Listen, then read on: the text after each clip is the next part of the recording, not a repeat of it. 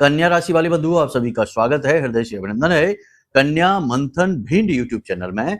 तो कन्या राशि वालों जरा ध्यान से सुनिए, क्योंकि यह जो कार्यक्रम है यह आपके जीवन में आने वाली बड़ी विपत्तियों को मिटाने वाला है। जी हाँ बंधुओं, रात्रि के समय एक विशेष निश्चित वैदिक समय और काल पर, जो शास्त्रों में बताया गया है, उस समय और काल पर आपके घर में एक आत्मा, एक प्रेत, एक पिशाच रोज आता है।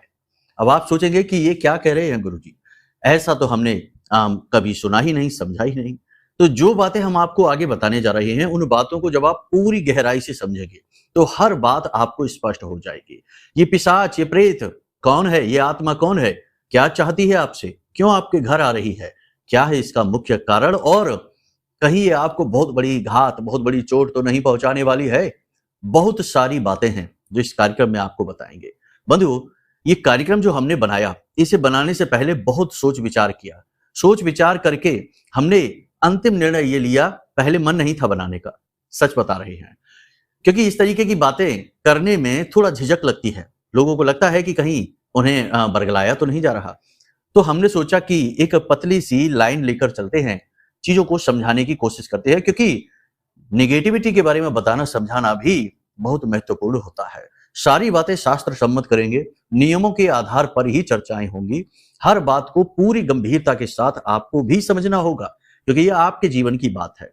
बहुत ही महत्वपूर्ण संकेत देंगे हम, प्रमाण देंगे, जो हमारी कही हर बात को सिद्ध करेंगे, साबित करेंगे। ठीक है, आपके जीवन से जुड़े हुए संकेत होंगे। आपका पूरा ध्यान यहां होना चाहिए, ठीक है, तभी तो एक सही तालमेल बनेगा। इसी के साथ साथ 5 बड़ी भविष्यवाणियों की भी चर्चाएं होंगी, जो आने वाले 3 से 5 दिनों में आपके जीवन में घटित होगी। कुछ बेहद नेगेटिव हैं और कुछ बहुत ही पॉजिटिव हैं। दोनों का एक मेल है। याद रखना कि जीवन हमेशा द्विष मार्ग पे चलता है, यानी कि द्विष भाव में जीवन को हमेशा देखा जाता है। तो अच्छाई और बुराई का मेल ही होता है।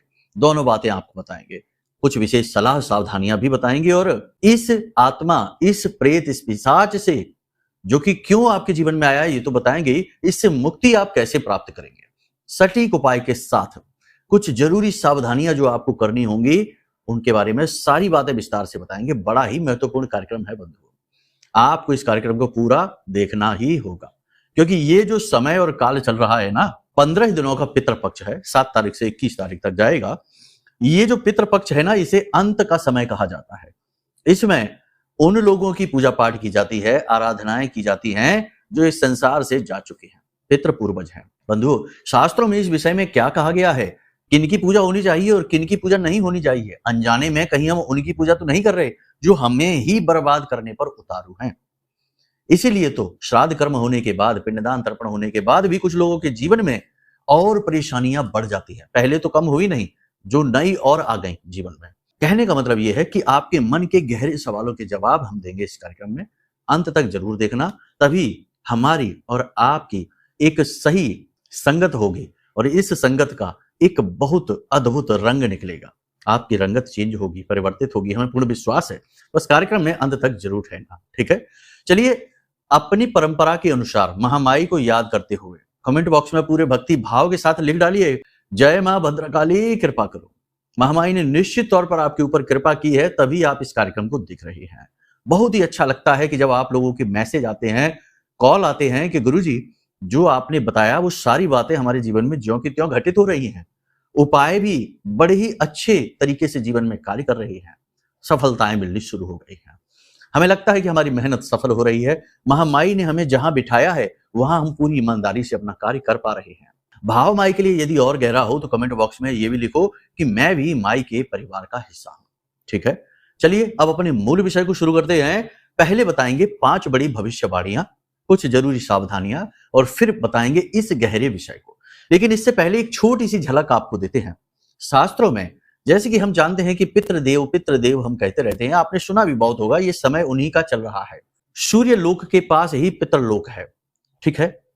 गरुड़ पुराण में ऐसा लिखा है कि सूर्य की किरणों पर सवार होकर पितृ देवताओं की ऊर्जा मृत्यु लोक तक आती है भगवान विष्णु के आदेश से। ये 15 दिन का पक्ष है जहां विष्णु भगवान योग निद्रा में डूबे हुए हैं। ये चतुर्मास का समय कहा जाता है। अलग अलग देवी देवता कार्यभार संभालते हैं, तो ये 15 दिन का जो कार्यभार है इस संसार के संचालन का, ये पितृ देवताओं के ऊपर होता है ना। यानी कि इस समय इस संसार के अधिपति मालिक पितृ देवता हैं। लेकिन पितरों की भी 3 गतियां बताई गई हैं शास्त्रों में, इन्हें आप ध्यान से समझिए। यहीं से हमारा जो टॉपिक है वो चेंज होगा, ठीक है, आपको सही डायरेक्शन मिलेगी। तो जय माई की बंधुओं, ज्योतिष और तंत्र विद्या के क्षेत्र में आचार्य अमित एक जाना माना नाम है।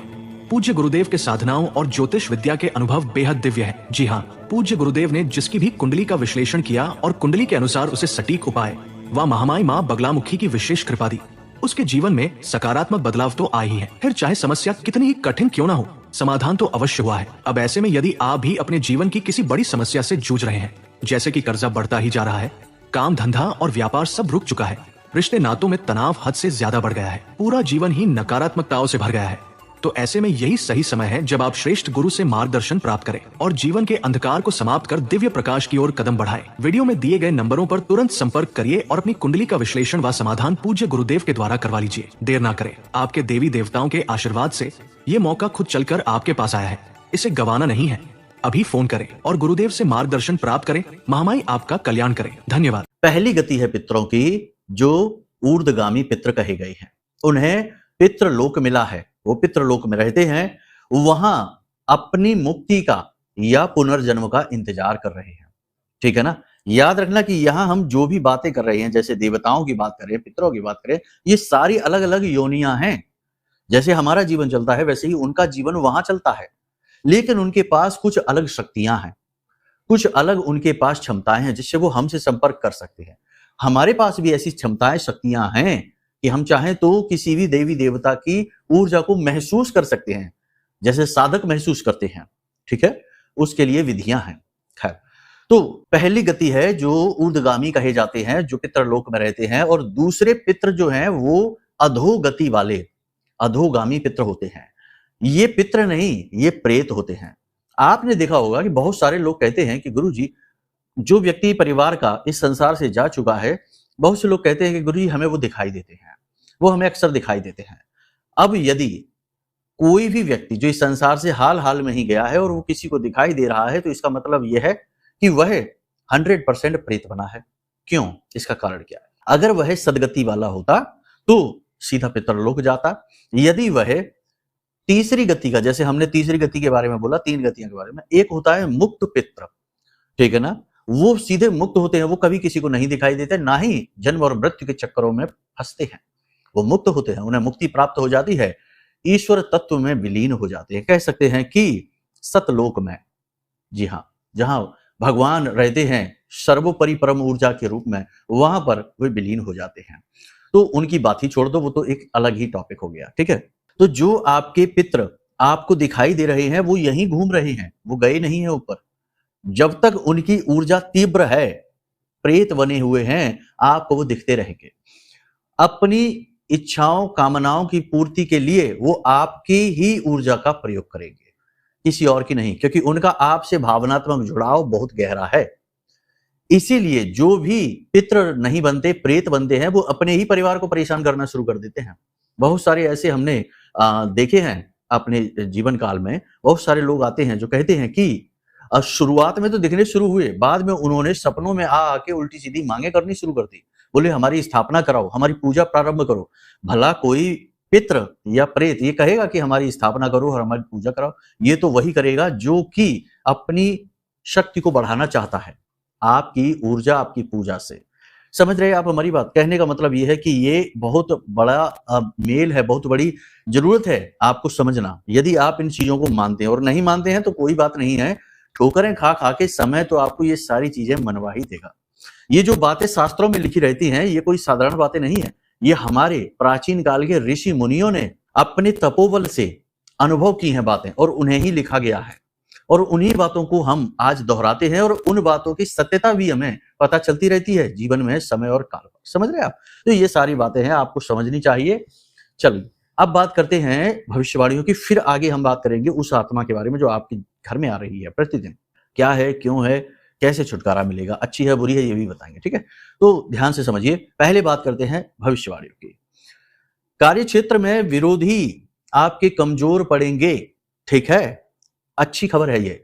जहां भी आप कार्य कर रहे हैं, चाहे आपका बिजनेस है, व्यापार है, नौकरी है, आपके विरोधी जो हैं, कॉम्पिटिटर्स हैं, जो आपसे जलने वाले हैं, शत्रु हैं, वो कमजोर पड़ने लगेंगे। लेकिन आप भी कमजोर पड़ेंगे। बिजनेस व्यापार मंदा हो जाएगा, नौकरी में मेहनत बढ़ जाएगी, लेकिन प्रतिफल मिलने कम हो जाएंगे। ठीक है, आपके करियर में ये एक बड़ा मोड़ हो सकता है। कैसा मोड़? नेगेटिव भी हो सकता है, पॉजिटिव भी हो सकता है। कहने का मतलब यह है कि करियर की गति अभी बहुत धीमी है। ऐसे में आपको कुछ जरूरी सावधानियां रखनी है। पहली तो ये कि आपको जो काम दिए जा रहे हैं या आपके स्वयं के बिजनेस व्यापार के लिए जो सबसे जरूरी कार्य हैं, उन कार्यों को करते जरूर चलें। आप धीमे ना हो, कमजोर ना पड़े, आलस ना करें। ठीक है, और मन में भी निराशा आप ना भरें। हालांकि आपके मन में थोड़ी बहुत निराशा आएगी, एक अनजाना सा डर भय आपके मन में रहेगा, कुछ अनहोनी होने का डर आपको लगातार सताएगा। लेकिन ये सारी चीजों को साइड में रख के आपको पॉजिटिव रहना है और अपने कार्यों को पूरी ईमानदारी से करते रहना है। दूसरा कि आपको किसी को भी उधार पैसे नहीं देने हैं। ठीक है, ये एक बहुत जरूरी कार्य है जो आपको करना ही है। यानी किसी को पैसे नहीं देने हैं।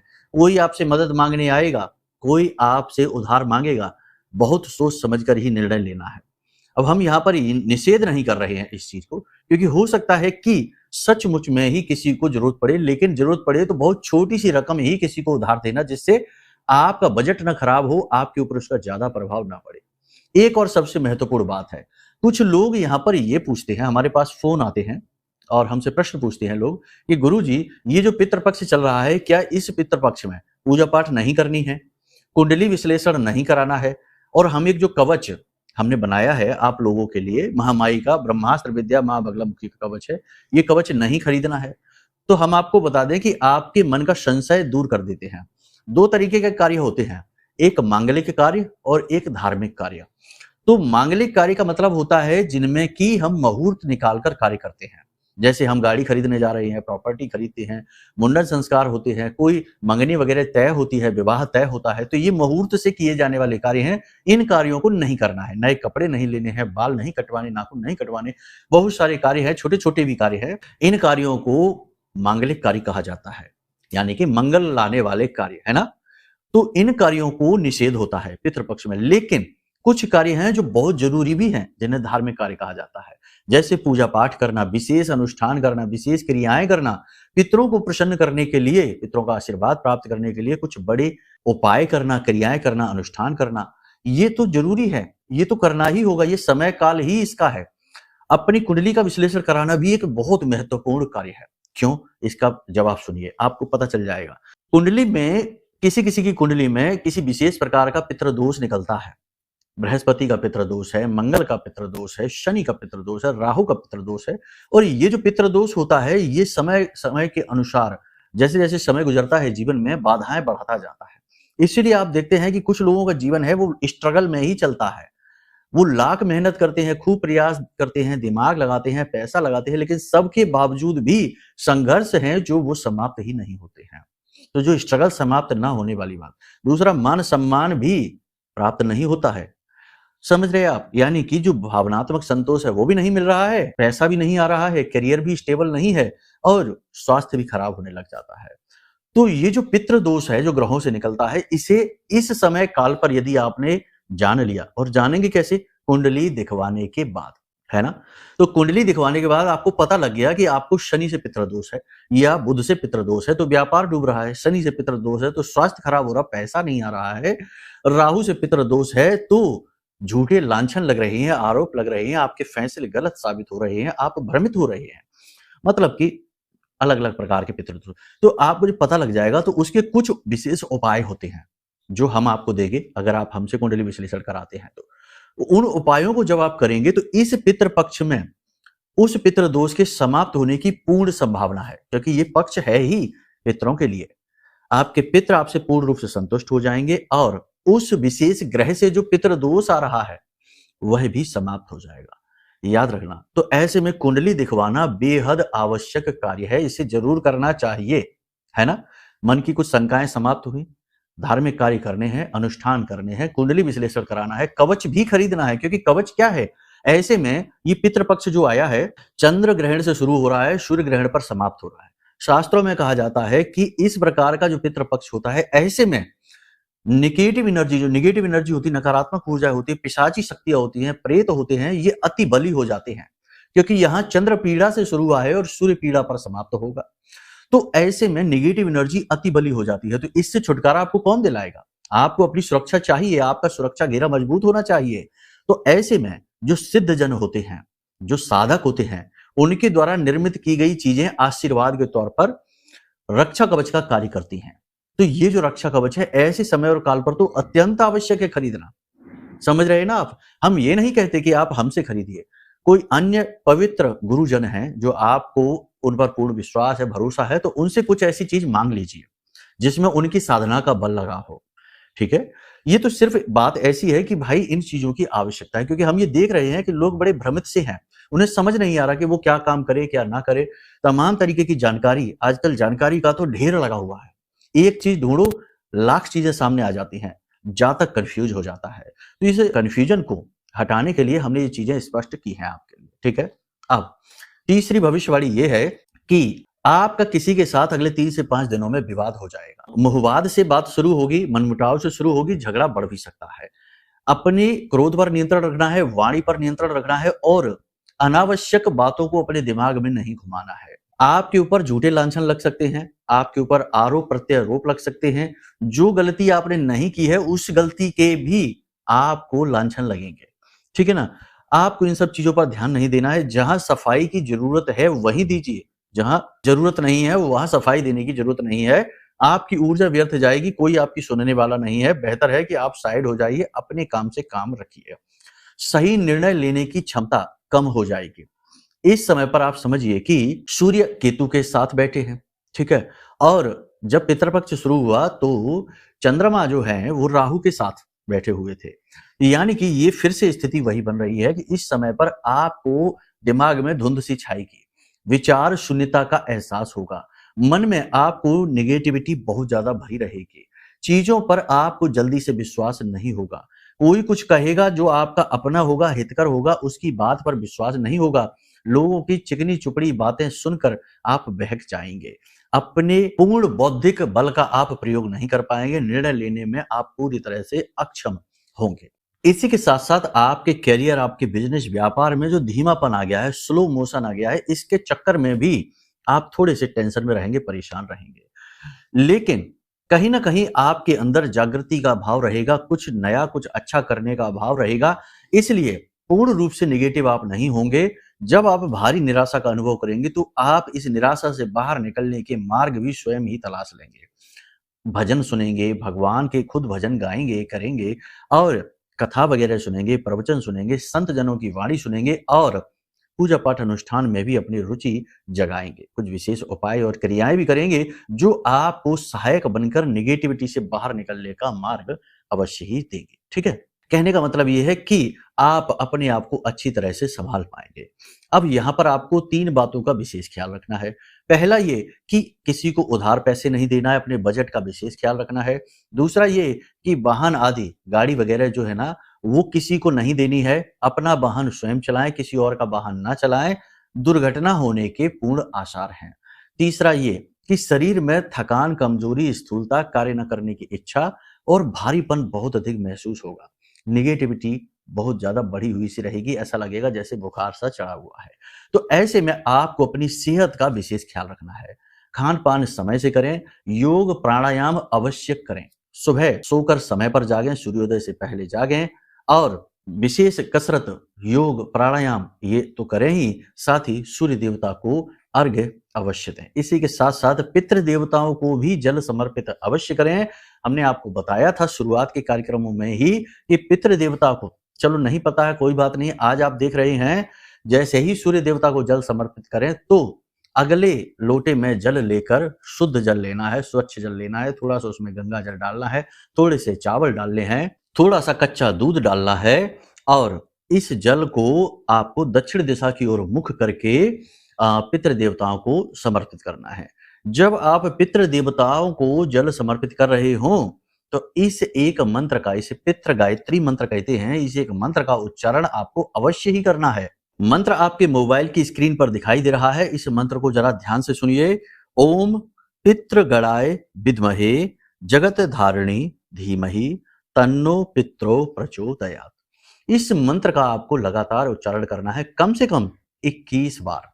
आपका पितरों के लिए यह जो तर्पण है सफल हो जाएगा। ठीक है, अब ध्यान से सुनिए कि हमने जो बताया था कि आत्मा है, नेगेटिव एनर्जी है जो आपके घर में, तो हमने पहले ही कह दिया कि ये जो पितृपक्ष है ये अच्छा नहीं माना जाएगा, है ना, थोड़ा नेगेटिव है, क्योंकि यह चंद्रमा के ग्रहण से शुरू हुआ है, सूर्य ग्रहण पर समाप्त होगा। दोनों ही देवता हैं, दोनों ही शुभ मंगल के कारक हैं जीवन में, तो इसे अच्छा नहीं, ऐसे में नेगेटिव एनर्जी।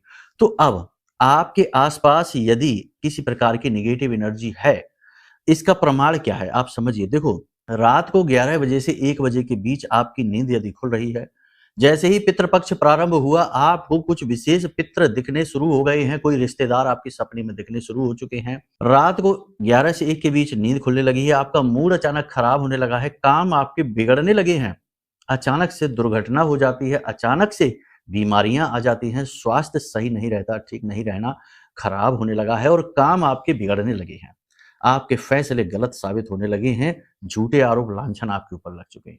इसी के साथ साथ आपका स्वास्थ्य बुरी तरीके से खराब होने लगा है, यानी अत्यंत कमजोरी का एहसास आपको होने लगा है, नींद लेने में समस्या आती है, डरावने सपने आते हैं। तो ये सारे प्रमाण हैं कि आपके आसपास नेगेटिव एनर्जी है, या यूं कहें हर एक व्यक्ति के घर में इस समय पितृदेवों का वास है।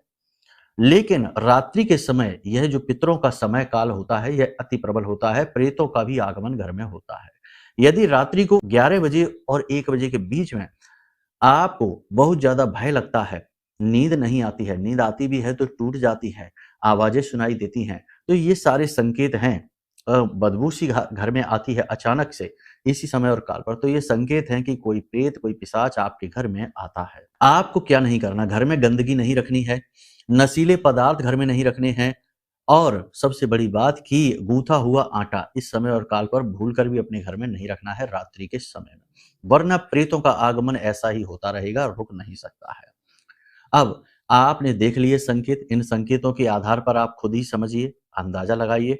अब एक उपाय आपको बता देते हैं, इस उपाय को आपको करना है, इससे यदि कोई प्रेत आपके घर में आता है तो वह आना बंद हो जाएगा, केवल पितृ आएंगे यानी अच्छी आत्माएं आएंगी। और यदि कोई प्रेत पिशाच आना चाहता है, क्योंकि अभी तो पितृपक्ष चलेगा, तो वह आने का विचार त्याग देगा, क्योंकि आपकी सुरक्षा मजबूत हो जाएगी। ठीक है, तो आपको क्या करना है, आपको एक पोटली बनानी है, काले रंग का एक कपड़ा लेना है, उसमें आपको श्वेतार्क की जड़, ठीक है ना, आक का पौधा होता है, सफेद आक का पौधा, इसका फूल भोलेनाथ को चढ़ाया जाता है, इसमें दूध निकलता है, पौधे को, पत्ती को तोड़ेंगे तो उसमें दूध निकलता है, जहरीला होता है, थोड़ा उससे सावधानी से प्रयोग करना। ठीक है, तो उसकी थोड़ी सी जड़ का टुकड़ा, एक काली हल्दी की गांठ, 4 काली मिर्च के दाने, एक लौंग का जोड़ा, इतनी सामग्री, और थोड़ा सा कपूर भी, हाँ, भीमचनी कपूर। इस सामग्री को आपको पोटली बनानी है, काले धागे से ही लपेटना है, गांठ नहीं लगानी है, और इस पोटली को अपने घर के मुख्य दरवाजे पर आपको टांग देना है।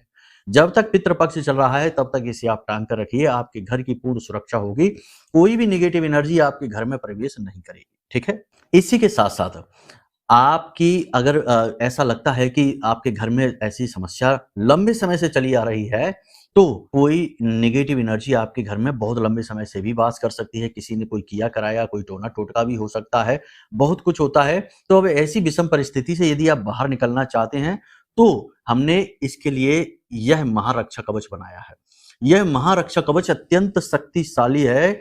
10 महाविद्या, ब्रह्मास्त्र विद्या मां बगलामुखी की ऊर्जा से यह हमने सिद्ध किया है, जागृत किया है। इस रक्षा कवच को आप अपने घर मंगवा सकते हैं।